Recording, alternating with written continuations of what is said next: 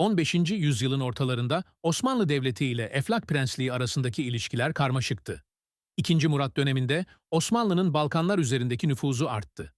Bu süreçte Osmanlı, sadakati sağlamak için Eflak voyvodalarının oğullarını rehine olarak sarayına alıyordu. Bu çocuklardan ikisi Voyvoda II. Vlad Drakul'un oğulları Vlad ve Radu'ydu. Edirne Sarayı'na getirilen bu iki kardeş Osmanlı terbiyesiyle büyütüldü. Aynı dönemde Şehzade Mehmet de sarayda eğitim görmekteydi. Vlad ve Mehmet arasında dostane bir ilişki oluştu.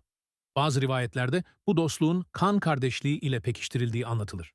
Osmanlı Sarayı'nda eğitim gören Vlad, İslami ve idari bilgilerin yanı sıra askeri disiplinle yoğruldu. Radu da aynı eğitimi aldı. Amaç, bu çocukların ileride kendi ülkelerinde Osmanlı yanlısı yönetici olmalarıydı.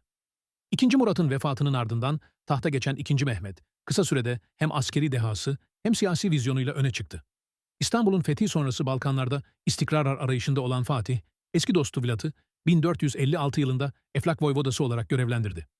Başlarda Vlad, Osmanlı'ya sadık kaldı ve bu bağlılık karşılığında önemli ölçüde özerklik elde etti. Ancak zamanla Eflak'ta milliyetçi hareketler güçlenmeye başladı. Yerel aristokrasi ve halktan bazı kesimler Vlad'dan Osmanlı'dan ayrılarak bağımsız bir duruş sergilemesini talep etti. Vlad, içki alışkanlıkları ve sert karakteriyle tanınmaya başladı. Yönetimi gittikçe baskıcı hale geldi. Özellikle kazığa oturtma gibi sert cezalandırma yöntemleriyle ün kazandı. Bu uygulamalar ona Kazıklı Voyvoda lakabını kazandırdı.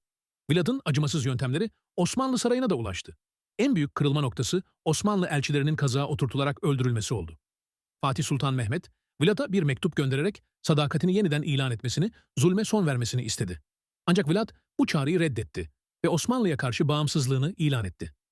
Bunun üzerine Fatih, 1462 yılında büyük bir orduyla Eflak seferine çıktı. Sefer sırasında Osmanlı ordusu, Vlad'ın psikolojik savaş stratejisiyle karşılaştı. On binlerce cesedin kazıklara oturtulduğu alanlar Osmanlı askerlerini derinden etkiledi. Ancak Fatih, tüm vahşete rağmen soğukkanlılığını korudu ve seferi sürdürdü. Vlad, ordusunun yetersizliği karşısında Poenari Kalesi'ne çekildi. Bu dağlık bölgedeki kale, stratejik açıdan avantajlıydı. Ancak uzun süren kuşatma sırasında Vlad'ın eşi Elizabeta intihar etti. Fatih, İstanbul'un güvenliği nedeniyle ordusunun büyük kısmını geri çekmek zorunda kaldı. Fatih, Vlad'ın yerine onun kardeşi Radu'yu Eflak valisi olarak atadı. Radu, Osmanlı yanlısı tavırları ve sadakatiyle tanınıyordu. Bu sırada Vlad, Poenari'den kaçmayı başardı. Rumen halkının yardımı ve izleri şaşırtmak için atlarının nallarını ters çaktırma yöntemiyle Macaristan'a ulaştı ve burada 14 yıl boyunca sürgün yaşadı. 1476 yılında Vlad, Macar kralı Matias Corvinus ve Moldova prensi Büyük Stefan'ın desteğiyle Eflak'a döndü. Üçüncü kez tahta çıktı ve yeniden bağımsızlık ilan etti. Ancak bu sefer Fatih Sultan Mehmet, Vlad'ın faaliyetlerini yakından izliyordu. Tehlikeli bir isyancı olarak görülen Vlad'ın etkisiz hale getirilmesi emredildi.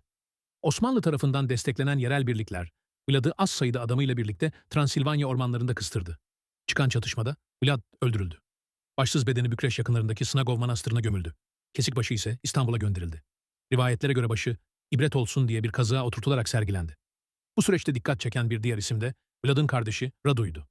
Osmanlı terbiyesiyle yetişen Radu, sarayda büyük saygı görmüş, hem zekası hem görünüşüyle dikkat çekmişti.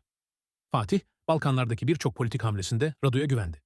Vlad'ın aksine Radu, Osmanlı'ya sadık kalmış ve görevini sürdürmüştü.